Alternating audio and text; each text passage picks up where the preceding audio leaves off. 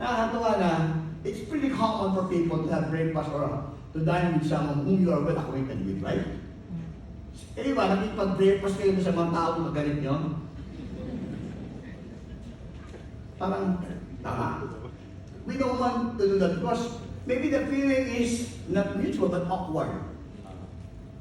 Grabe. Kapal lang mo, nakipag-breakfast ka sa akin. Ang lakas ng lumamon. Apat ng isda. Tuloy, dapat apat na sa akin yun.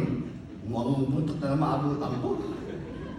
It's hard to do a breakfast when you are with someone who did you wrong.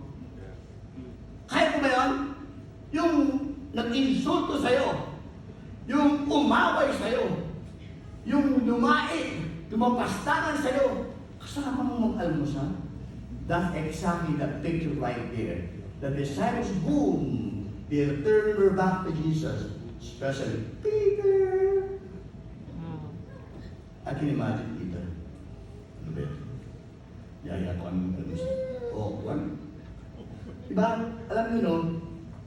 This is what I have learned. In Jewish custom, when you have dined or supped with someone whom did you wrong, it is a gesture of forgiveness. Jesus wants to show them, hey, you can have breakfast with me.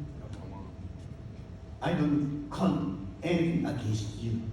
I am forgiving you. Come on, let's enjoy the breakfast. Come on now. Yes. Amen? Amen. You know what? You may did something wrong. Parang feeling mo, Lord, kaya ko ba akong marap sa'yo? The Lord saying to you, have breakfast with Jesus. Wow. I can imagine that's the highlight of the day of the disciples. Guess what? We had breakfast with Jesus. Yes! Grabe, no? We can experience the same way. Amen. Kahit sabihin po na, mga kapatid, na ang tindi ng paglapastangan natin ginawa sa Panginoon. Jesus is still inviting us to have breakfast with Him.